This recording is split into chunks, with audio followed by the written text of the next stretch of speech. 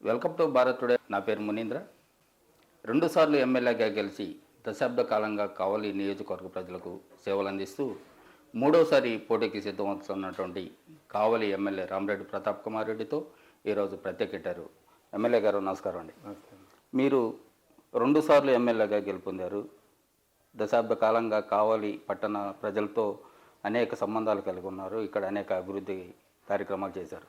అయితే 2024 ఎన్నికల్లో ఫలితాలు ఏ విధంగా ఉండబోతున్నాయి? 2024 మీ అందరికీ తెలుసు. ఎందుకంటే జగన్మోహన్ రెడ్డి గారు ఒక మేనిఫెస్టో 2019లో రిలీజ్ చేయడం జరిగింది. ప్రజలందరూ ఇక్కడ జగనన్న మీద ఒక నమ్మకం. ఒక్కసారి మాట ఇచ్చాడంటే మాట తప్పడు అనే నమ్మకం ఉంది కాబట్టి ప్రజలు 151 సీట్లతోటి గెలిపించడం జరిగింది. అదేవిధంగా జగన్మోహన్ రెడ్డి గారు కోవిడ్ 2 సంవత్సరాలు వచ్చినా కూడా, రాష్ట్ర ఆర్థిక పరిస్థితి బాగాపోయినా కూడా ఎక్కడ కూడా ప్రజల్ని మోసం చేయకుండా చంద్రబాబు నాయుడు గారు ఇచ్చిన మాట ప్రకారం ఏవైతే వాగ్దానాలు చేశారో అవన్నీ కూడా అక్కచెగమ్మగా కావచ్చు, అవతాతగా కావచ్చు, రైతాంగానికి కావచ్చు, ప్రతి ఒక్క పథకాన్ని కూడా అందించిన ఘనత వైఎస్ జగన్మోహన్ రెడ్డి గారిది. అందుకే ఈరోజు మా నాయకుడు జగన్మోహన్ రెడ్డి గారు ఒకటే చెప్తున్నారు, మనము చెప్పిన మాట ప్రకారం ప్రతి ఒక్కటి కూడా మనం చేశాం. మీరంతా కూడా గడప గడపకి మన ప్రభుత్వ కార్యక్రమాన్ని ప్రారంభించి, ఇంకా ఎవరైనా అర్హులై ఉన్న వారికి రాకపోతే మీరు అక్కడికక్కడే అధికారులు ఉంటారు, వాటిని సమస్య పరిష్కరించండి అని చెప్పడం జరిగింది.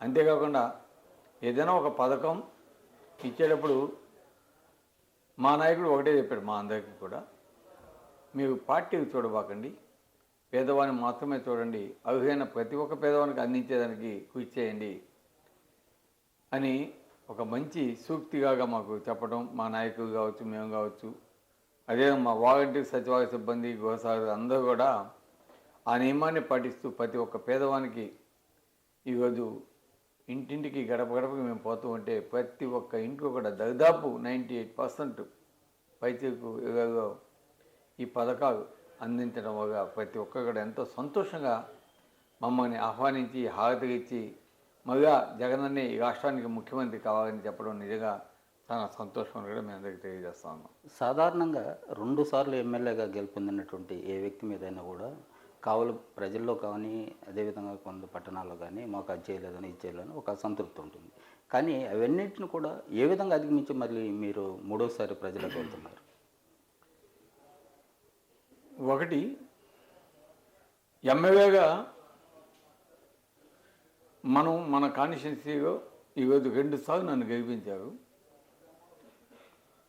ఫస్ట్ టైం గెలిపించినప్పుడు నేను ప్రతిపక్షంగా ఉన్నాను.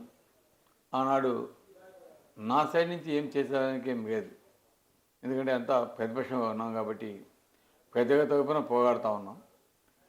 రెండోసారి 15,000తో నన్ను గెలిపించారు. ఫస్ట్ టైం 5,000 అయితే రెండోసారి నా మీద నమ్మకంతో చేస్తారని 15,000తో గెలిపించారు.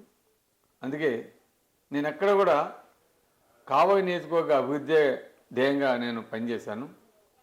Number 1, fishing harbour almost 90% complete చేయించాము. ఇంకా 10% ఉంది, అది కూడా తొందరగా కంప్లీట్ చేసి మత్స్యకార సోదరికి అంకితం చేస్తారు జగన్మోహన్ రెడ్డి గారు.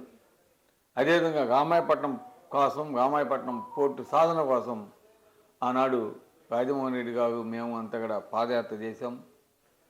రామాయపట్నం పోర్టు ఈరోజు చంద్రబాబు నాయుడు గారు శ్రీకాకుళం వచ్చి మోసం చేశాడు, కానీ జగన్మోహన్ రెడ్డి గారు శ్రీకాకుళం వేయటం, దాన్ని కంప్లీట్ చేయటం ఆల్రెడీ ఒక బెర్త్ ఆల్మోస్ట్ ఫినిషింగ్ స్టేజ్కి వచ్చేసింది. దాన్ని కూడా తొందరగా ప్రారంభించడానికి సన్నాహాలు జరుగుతున్నాయి. అంటే కమిట్మెంట్ అనేది చాలా ఇంపార్టెంట్.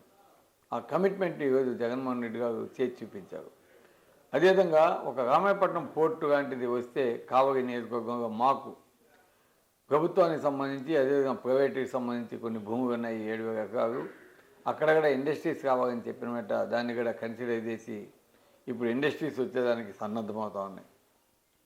ఇవి కాకుండా అనేక రోడ్లు కూడా టెండర్స్ వేయించడం జరిగింది.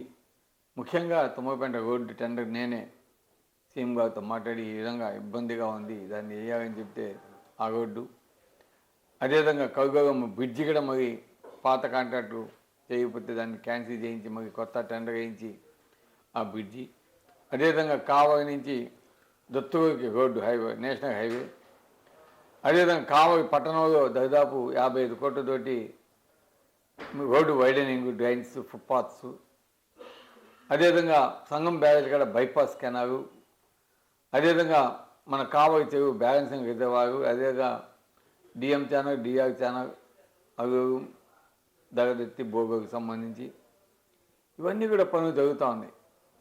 ఇవే కాకుండా ఈరోజు కావలి పట్టణంలో మున్సిపాలిటీ 20 లక్షల రూపాయలు గడప గడపకి తిరుగుతున్నప్పుడు ఫండ్స్ ఇవ్వడం జరిగింది మున్సిపాలిటీ వార్డు అభివృద్ధికి. కానీ నేను కోరినట్టు గౌరవ ముఖ్యమంత్రి జగన్మోహన్ రెడ్డి గారు దాన్ని 40 లక్షల రూపాయలు ఒక్కొక్క సచివాలయానికి చేయడం జరిగింది. ఇవే కాకుండా ఇప్పుడు మార్కెట్ మన కావలి పట్టణంలో మార్కెట్ చాలా కంజెస్టెడ్ ఉంది కాబట్టి దానికి సంబంధించి 2 ఎకరాల భూమిని కేటాయించి కొత్త మార్కెట్కి సన్నద్ధం చేస్తూ ఉన్నాం. అంతేకాకుండా సమ్మర్స్టో వేయడానికి గతంలో సిబిఐ నుంచి వాటర్ వచ్చాయి. ఆ విధంగా కాకుండా మాకు డైరెక్ట్గా సంగం బ్యారేజీ నుంచి పైప్ లైన్ ద్వారా తెచ్చే వర్క్ కూడా దాదాపు 75% వర్క్ కంప్లీట్ చేయడం జరిగిందని కూడా తెలియజేస్తున్నాం. ఇవి కాకుండా అనేక రోడ్స్ తుమ్మపేంట రోడ్ నుంచి తాగపాలెం మీదుగా ఏనుగుపావుకి ఏఎంసీ రోడ్డు, చరంచెగ ఏఎంసీ రోడ్డు, అదేవిధంగా బట్టదిన్న రోడ్డు, అదేవిధంగా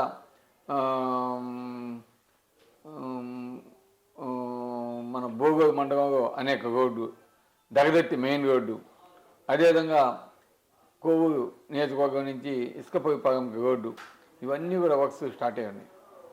సో అభివృద్ధి అనేది ఈ విధంగా ఇవన్నీ కూడా తెప్పించేదానికి నా వంతు నేను కృషి చేశాను కాబట్టి ఈరోజు వర్క్స్ అనేది జరుగుతూ ఉంటుంది, ప్రాసెస్, కంటిన్యూస్ ప్రాసెస్. ఈరోజు తుమ్మలపేంట రోడ్డు, కావలి పట్టణం రోడ్డు ముఖ్యమైనవి, కానీ అవి కొంత డిలే అవుతూ ఉన్నాయి. అది ముఖ్యంగా దానికి కారణం ఆ కాంట్రాక్టర్ వల్ల డిలే చేస్తున్నాను. నేను కూడా అనేకసార్లు గౌరవ ముఖ్యమంత్రి గారు తెలియజెప్పున్నాను. దానికి సంబంధించి నిధులు కూడా విడుదల చేస్తాం, తప్పకుండా చేయమని చెప్పి ఆ కాంట్రాక్టర్ డైరెక్ట్గా మాట్లాడతాం.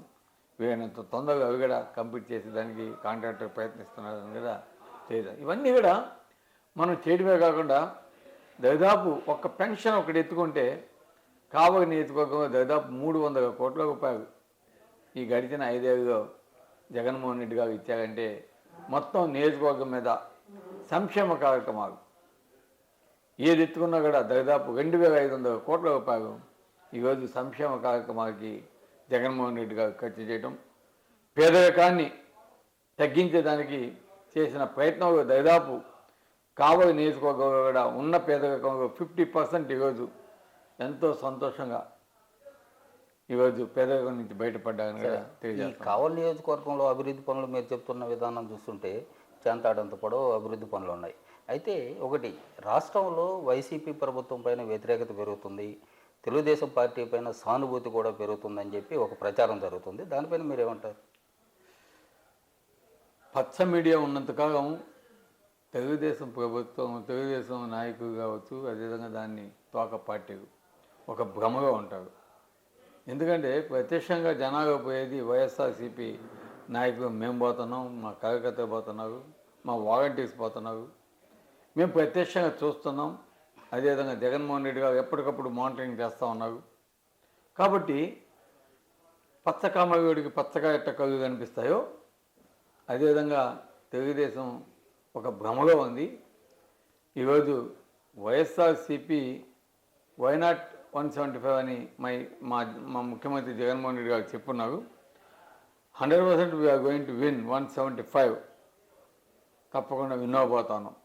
కాబట్టి వారు కోవిడ్ టైంలో ముఖ్యమంత్రి హైదరాబాద్లో అప్పటి మాజీ ముఖ్యమంత్రి చంద్రబాబు నాయుడు గారు అనుకున్నాడు.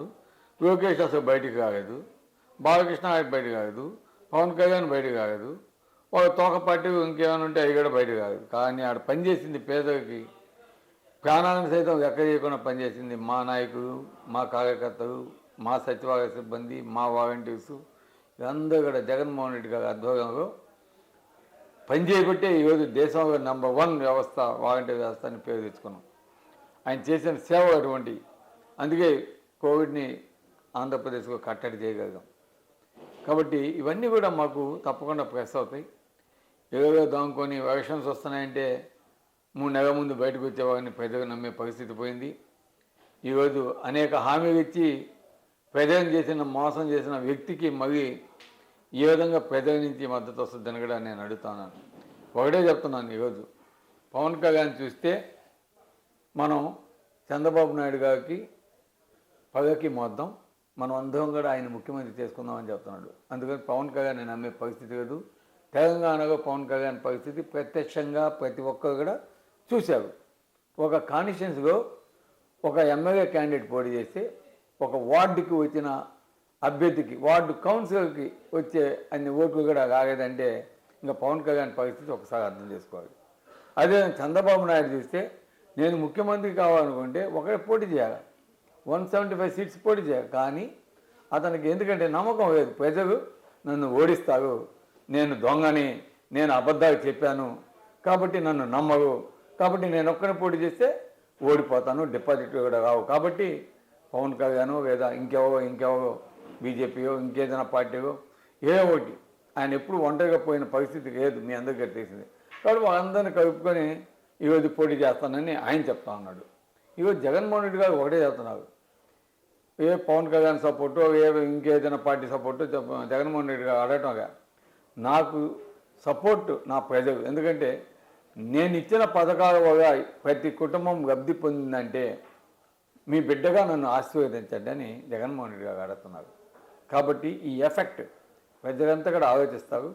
తప్పకుండా ఎవరైతే ఈరోజు జగన్మోహన్ రెడ్డి గారి వల్ల వైఎస్ఆర్ కాంగ్రెస్ పార్టీ వల్ల లబ్ధి పొందినారో వాళ్ళంతా కూడా తప్పకుండా జగన్మోహన్ రెడ్డిని తప్పకుండా ఆశీర్వదించబోతున్నారు.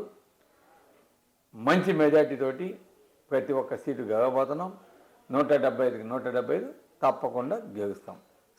మరి జగన్మోహన్ రెడ్డి గారు ఈ రాష్ట్రానికి ముఖ్యమంత్రి అవుతారు. స్కిల్ డెవలప్మెంట్ కేసులో చంద్రబాబు నాయుడు జైలుకి వెళ్ళిన తర్వాత 10 నుంచి 20% తెలుగుదేశం పార్టీకి ఓటింగ్ శాతం పెరిగింది అంటున్నారు. మరి ఇది నిజమేనా? ఇందాక చెప్పారు కదా, పచ్చకామగడికి పచ్చగా కనిపిస్తాయని. ఆయన ఏమైనా స్వాతంత్ర సమరయోధుడా? జైలుకు పోయేదానికి ఒక అవినీతి పరుడు, అవినీతి చేశాడు, జైలుకు పోయాడు.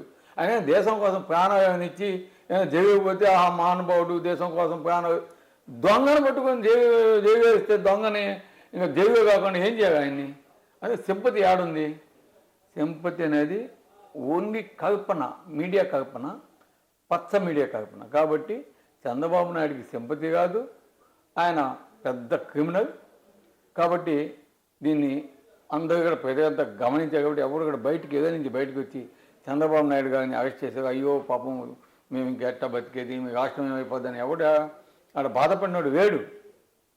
కాబట్టి అదంతా భ్రమ, పచ్చ మీడియా భ్రమ. కాబట్టి ఆయన సింపతి లేదు, ఏమి లేదు. అయితే మొత్తం మీద ఇటు పవన్ కళ్యాణ్ పొత్తు కానీ ఇటు వామపక్షాల పొత్తు కానీ తెలుగుదేశం పార్టీకి అసలు ఏమన్నా అనుకూలించే పరిస్థితి ఉందంటారు? ఒకటి పవన్ కళ్యాణ్ కెపాసిటీ చూసాం కదా, తెలంగాణ చూసాం కదా, 800, 1200, 1700. సో ఆయన కెపాసిటీ అది. జనాలు వస్తారు, పిచ్చిగా వస్తారు. ఆయన సినిమా యాక్టర్ కాబట్టి పిచ్చిగా అభిమానం, నాకు కూడా అభిమానం. ఈరోజు ప్రభాస్ సినిమా కూడా నేను పోతున్నా, పవన్ కళ్యాణ్ సినిమా వచ్చినా పోతాను, ఎన్టీఆర్ సినిమా వచ్చినా పోతాను. అది అభిమానం. కానీ పవన్ కళ్యాణ్ తెలుసు కదా, అభిమానం చూపిస్తావు నాయన నాకు ఓటు వేయండి అంటే మేము ఓటు వేయరు అని కూడా ఆయనే చెప్తున్నాడు. కాబట్టి అతను ఈజ్ నాట్ ఎ పొలిటీషియన్, ఇది ఓన్లీ ప్యాకేజ్ స్టార్.